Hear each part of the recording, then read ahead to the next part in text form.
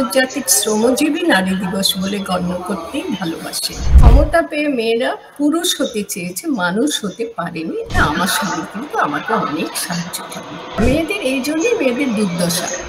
লক্ষ্মীর ভান্ডার দিয়ে মেয়েদের ভান্ডার ভরানো যাবে? মেয়েরা প্রশ্ন করতে শেখেনি। এই মেয়েরা যে কন্যাশ্রী পেয়ে ভাবে যে আমি তো একটা খুব সুন্দর পালক পেলাম।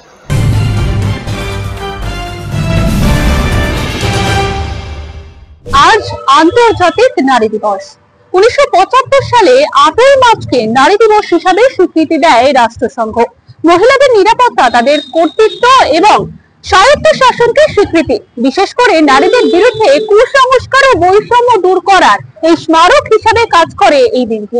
আজকের দিনে নারীরা কর্মক্ষেত্রে হোক বা নিজেদের ঘর সংসারে পুরুষদের সঙ্গে সমান অধিকার পাচ্ছে? সত্যি কি পুরনো ধ্যান ধারণা বদলে গিয়েছে?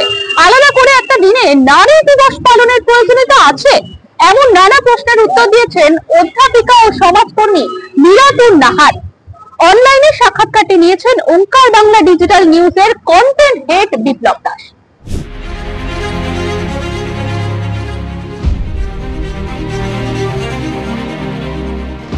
এক এক সময় মনে হয় দিবসটা উদযাপন করে কারা, আর কারা এই দিবসটাকে সত্যিকার যথার্থ আন্দোলনের মাধ্যমে তাৎপর্যপূর্ণ করে তুলতে চেয়েছিলেন। তারা কিন্তু শ্রমজীবী মেয়েরা, এবং তারা আমাদের দেশের মেয়েরা নয়, সারা বিশ্বের পরিপ্রেক্ষিতে আমাদের তাদের কথা ভাবতে হবে। তারা ভিন্ন দেশের মেয়ে। তারা দৈহিক শ্রম করছিল সমানভাবে ছেলেদের সঙ্গে পাশাপাশি, কিন্তু তারা তার শ্রমের মূল্যটা পাচ্ছে পুরুষের একরকম, মেয়েদের আর এক রকম। ফলে তার প্রতিবাদ করেন তারা, তুমুল আন্দোলন হয়, এবং অনেক পরে, আপনি বললেনই, অনেক পরে আন্তর্জাতিক নারী দিবস হিসেবে স্বীকৃতি পায়। এখন কিন্তু এখন নয়, তখনই হয়েছিল, কিন্তু সেটা কিছুটা মাথাচাড়া দিতে পারেনি। এখন এটা আন্তর্জাতিক শ্রমজীবী নারী দিবস হিসেবে পালিত হওয়ার দাবি উঠেছে, এবং অনেকদিন থেকে উঠলেও পালিত সেভাবে হচ্ছে না। এটা কিন্তু কার্যত আন্তর্জাতিক শ্রমজীবী নারী দিবস।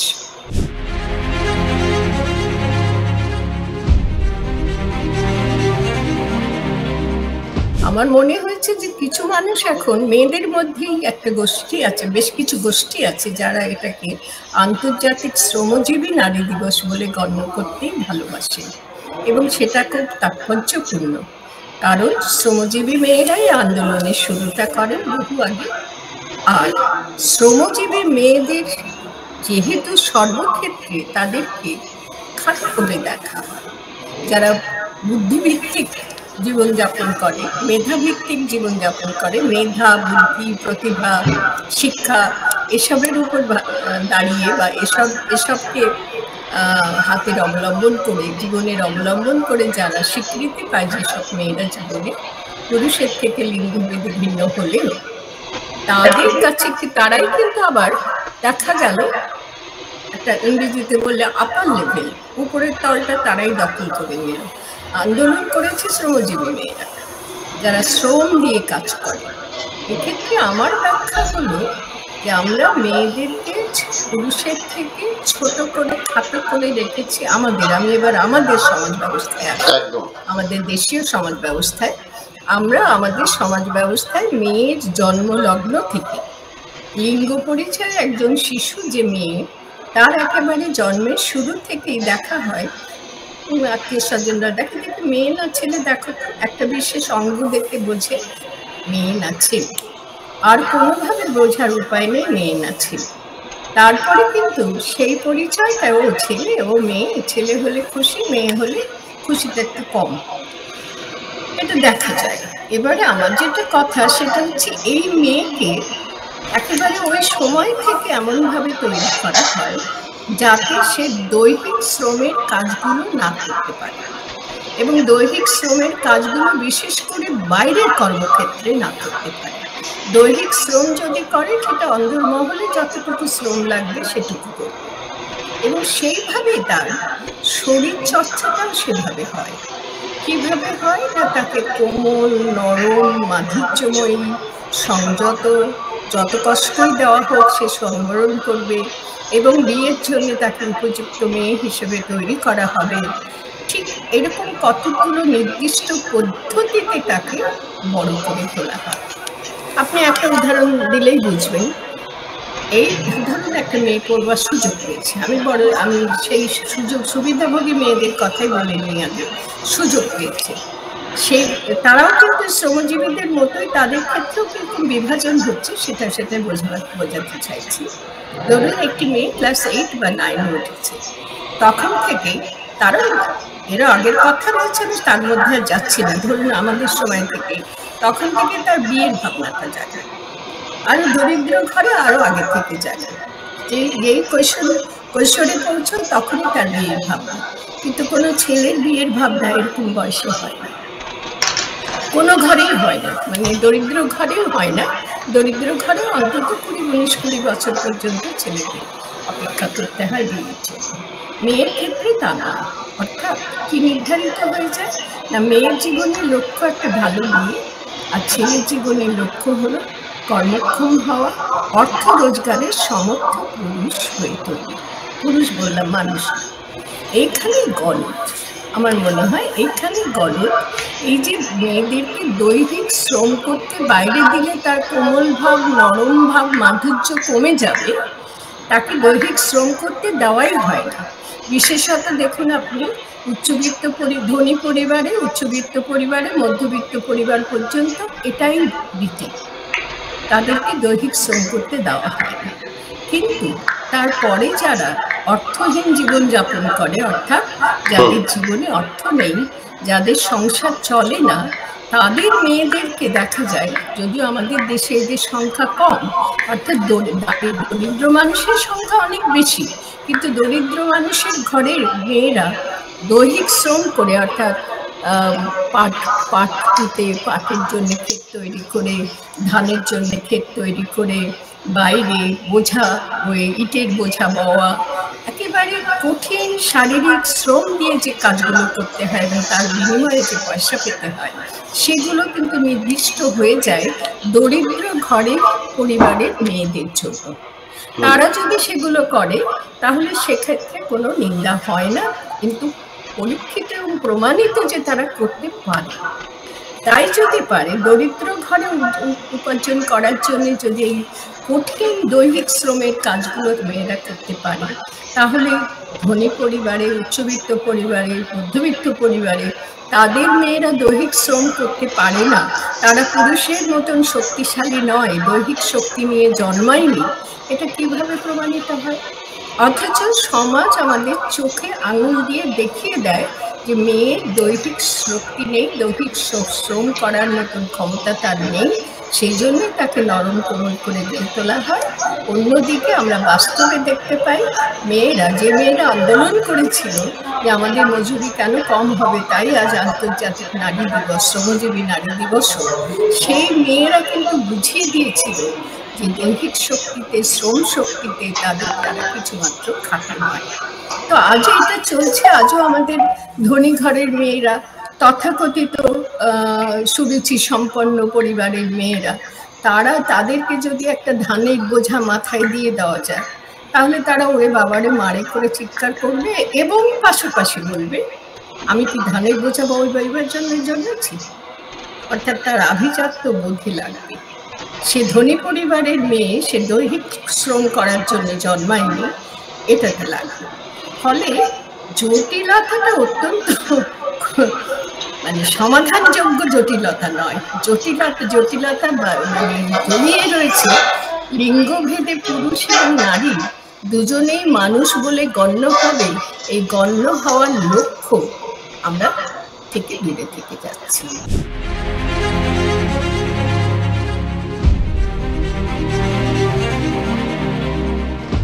গলদ রয়েছে, সেই গলদটা কারো চোখে পড়ে না।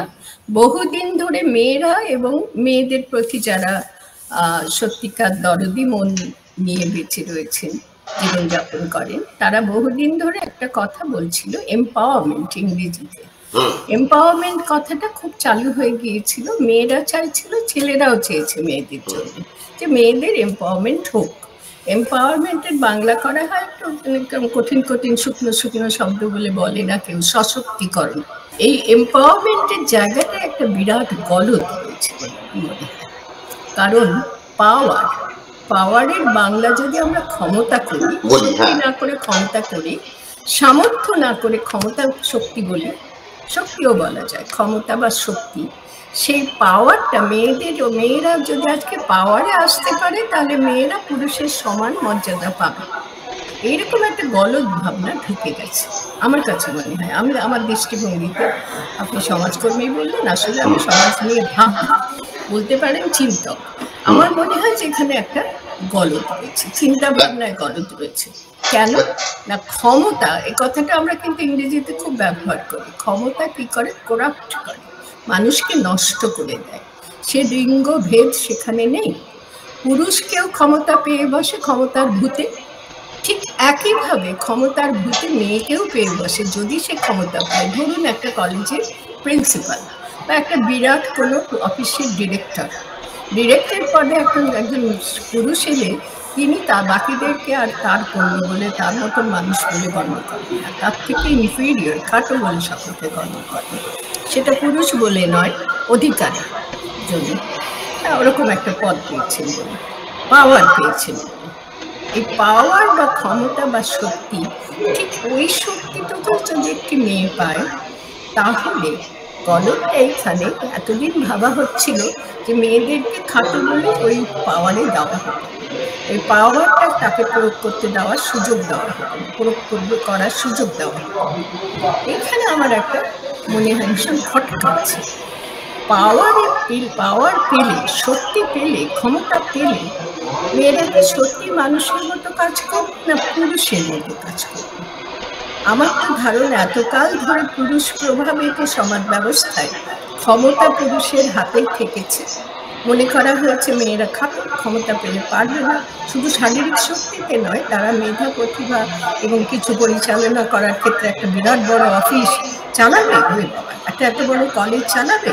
বহুদিন ধরে এই ধ্যান ধারণা ছিল যে এরকম পাওয়ার মেয়েদের ক্ষেত্রে চলে না, তাই আন্দোলন হয়েছিল যে মেয়েরা পাওয়ার মেয়েদেরকে দেওয়া হোক। গোলমালটা কি হলো, কোথায় হলো, সেটা আমি খুব নিরীক্ষণ করি।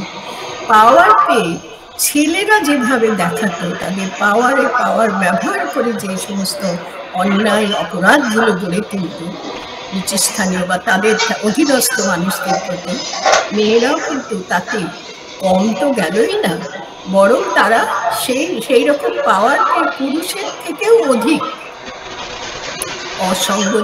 অসংবেদনশীল হয়ে গেল। এখানটা একটা বিশাল গলদ। এম্পাওয়ারমেন্ট অফ উইমেন কি দিল আমাদের, যে ক্ষমতার সুব্যবহার মেয়েরা করতে শেখেনি। ক্ষমতা পেয়েছে, কিন্তু ক্ষমতা পেয়ে মেয়েরা পুরুষ হতে চেয়েছে, মানুষ হতে পারেনি এখনো পর্যন্ত। আমি এটা বিশ্বাস করি। ক্ষমতা পেয়ে পুরুষ যতখানি অন্যায় অত্যাচার এতদিন করেছে অধীনস্থদের প্রতি, ক্ষমতা পেয়ে মেয়েরা তার থেকেও ছাড়িয়ে যাচ্ছে।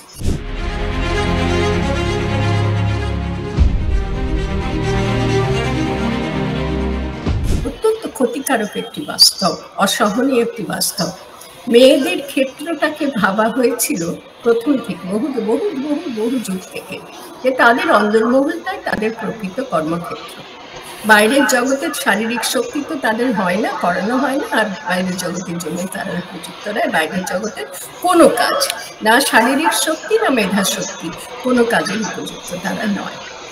এবারে যখন তারা লড়াই করে, বলা যায় খুব জোর করে, বহু মেয়ে নিজেদের সামর্থ্যের পরিচয় দিয়েছে, যোগ্যতার পরিচয় দিয়েছে, দিয়ে দখল করে নিয়েছে। কেউ তাদের ভালোবেসে দেয়, তারা দখল করে নিয়েছে। তখন প্রশ্ন উঠছে সন্তান ধারণ, সন্তান পালন, রান্না বান্না, অতিথি পরায়ণতা, স্বামী সেবা, সন্তান পালন, এসব কাজগুলো কি করে হবে? সোজা, অতি সোজা। যে দেশের প্রত্যেক জামা থেকে, জুতো থেকে, চশমা থেকে, চুলের ছাপ, সবকিছুই আমরা নকল করছি যে দেশে, সেই দেশে কি করা হয়? এটা কিন্তু তারা করে। তাদেরও আছে, তাদের ওই যৌনতার দিক থেকে মেয়েদেরকে তারা অত্যন্ত অন্যরকম ভাবে দেখে, কিন্তু সমস্ত কাজ, ঘরের কাজ সবই সমান হাতে হাতে ভাগ করে নিতে হয়। এমনকি ওই শ্রমজীবী মেয়েরা আমাদের যে কাজ করে দেয় ঘরে, আমাদের মেয়েদের, আমরা যারা চাকরি করেছি, আমাদের একমাত্র অবলম্বন ছিল তারা, ঘরের ওয়ার্কিং উমেন যাদের বলা হয়। তারা শ্রমটা দিয়েছে, ঘরের শ্রমের কাজে সাহায্য করেছে, না এলে মানে রীতিমতো চোখে সর্ষে ফুল দেখেছে মেয়েরা, কিন্তু ছেলেরা, পুরুষ সদস্যরা হাত বাড়ায়নি। ইদানিং শুনতে পাই যে নাকি একটু একটু হাত বাড়াচ্ছে। না, আমার স্বামী, অনেক মেয়েরা খুব কেমন করে যেন বলে, আমার সেটা খুব খারাপ লাগে। না, আমার স্বামী কিন্তু আমাকে অনেক সাহায্য করে। এটা আমার ভীষণ খারাপ লাগে। মেয়েদের এই জন্যই মেয়েদের দুর্দশা। আমার স্বামী আমার ছেলে আমার জন্যই করে, এটা বলে অত কি বলবো, অদ্ভুত একটা অনুভব, মানে যেন তারা কত ভালো, আমার ভাগ্য ভালো, তারা আমার জন্য করে, আর তারাও কত ভালো। একটা অধিকারের প্রশ্ন এসে যায়, তার মানে এটা কি তোমার অধিকার না? এটাই তো স্বাভাবিক যে আমি আমার স্ত্রীকে, আমার সন্তান তো শুধু আমার স্ত্রীর নয়, সন্তান তো আমারও, তাহলে সে যেমন আমার সন্তানকে দেখবে, আমারও তো সেই দেখাটা উচিত। দুজনেরই একেবারে ঘরের বিপ্লব, ঘরের সমস্ত কাজে সদস্য, পুরুষ সদস্য এবং মহিলা সদস্য সমানভাবে হাত লাগাবে। তারপরে যে সদস্য ঘরেই কাজ করে, মেয়ে সদস্য বাইরে করে না, সে তার বাদেও বাকি কাজগুলো করতে পারে। কিন্তু কি করা হয় না, বাইরে কাজ করতে যাচ্ছ, তার শাস্তি হচ্ছে ঘরের সব কাজ করে তবে যাও।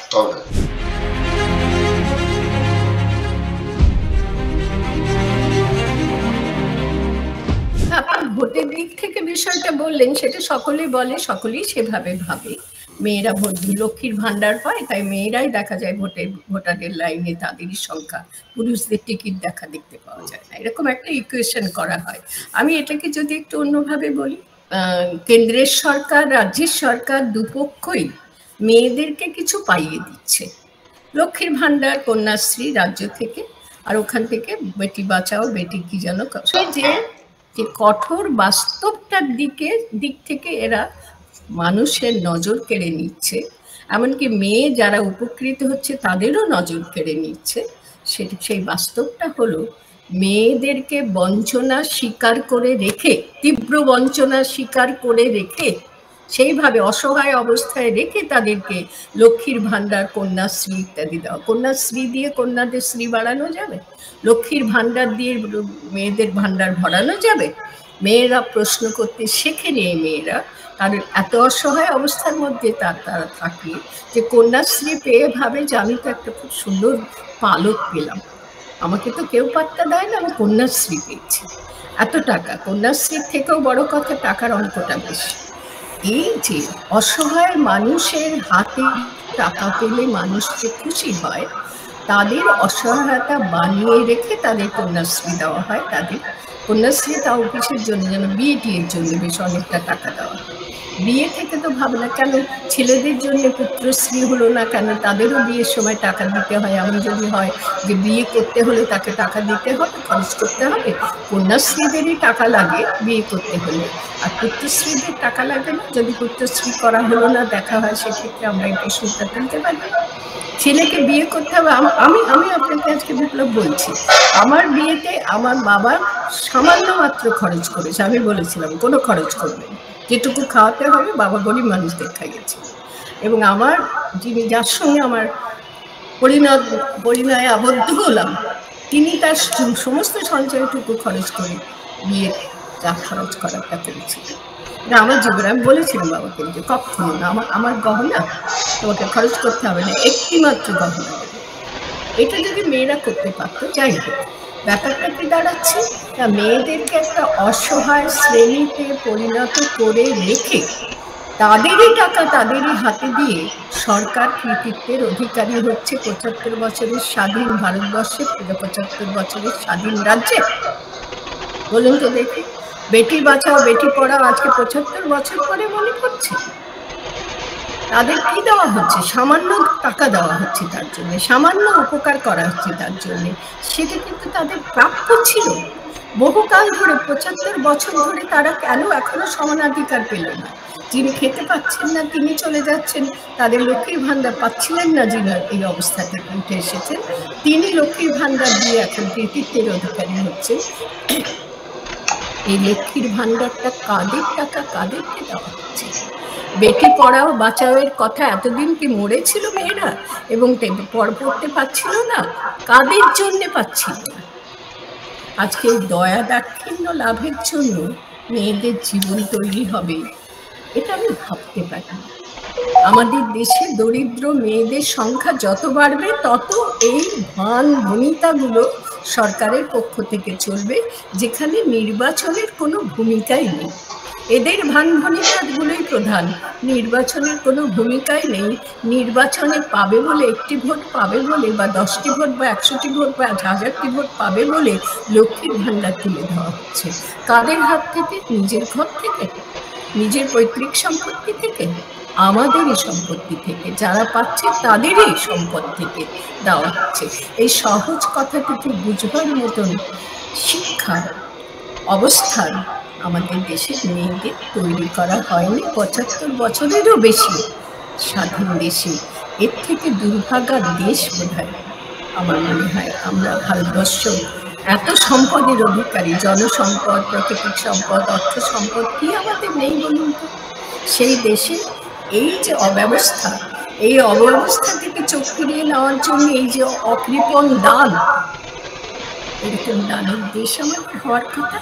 দেশটা গণতান্ত্রিক দেশ, যারা পায় দান তারা জনগণ, তারাই গণতন্ত্রকে বাঁচিয়ে রাখতে পারে, তাদের জন্যই গণতন্ত্র তৈরি হয়েছে।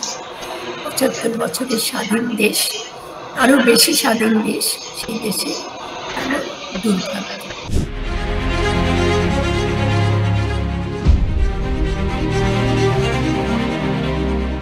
যদি আমরা কেবল মেয়েরাই ঠিক বলি আমাদের কথা, যে আমরা আমাদের ন্যায্য প্রাপ্য পাচ্ছি না, তাহলে সংশোধন হবে না, সমাধান হবে না। পুরুষ এবং নারী মিলেই তো সংসার, সমাজ সংসার। অন্য লিঙ্গের কথা আসছে, সেসব জটিল হয়ে যাবে। যদি পুরুষেরা মেয়েদের পাশে থেকে মনে না করে যে আমরা সমান মানুষ, কেন ওরা বঞ্চিত হবে এবং আমাদের দ্বারা বঞ্চিত হবে? কেন আমরা সমান মানুষ বলে গণ্য হতে পারবো না? আমাদের দায় রয়েছে এবং যথাযথ ভূমিকা পালন করতে হবে। একদম। এই সমস্যার সমাধান হবে না।